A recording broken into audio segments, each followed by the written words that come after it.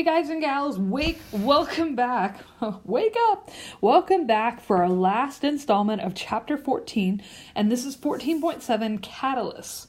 All right, catalysts have become more and more important on the AP exam the last few years, so I really do want you to read this section because I'm only going to hit the highlights, but I think it's important that you also read this section, especially the last part down here, the enzymes. I'm actually going to let you read that part because the last couple of years there's been some questions.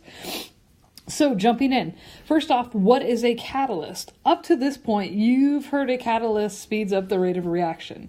And that's true, but basically we have to kind of give it a different meaning now that we're in AP chemistry. And a catalyst is one that gives the reaction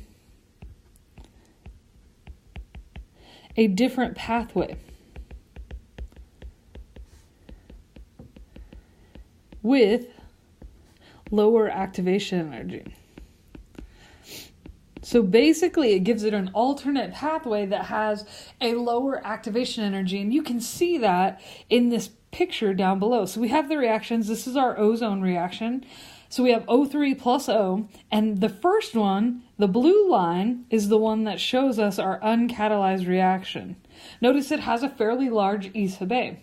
But if we catalyze it or add a catalyst, it actually, look at that. Even though it has two, they are much lower. So they have a lower activation energy barrier, so it gives it a better chance to do that. Kind of the opposite of a catalyst is called an inhibitor, and an inhibitor actually gives it a larger activation energy, so again, less reaction happens.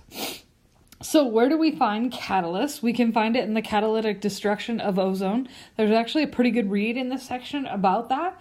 And we also probably, maybe you've heard of a catalytic converter in a car.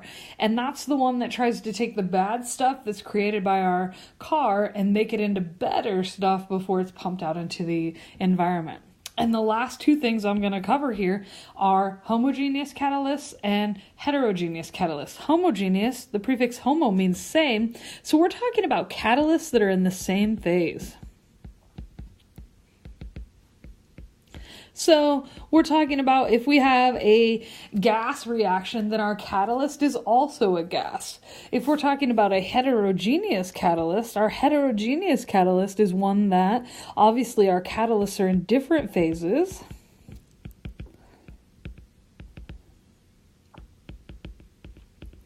And the beauty of this one, this is what's happening in a catalytic converter on your car.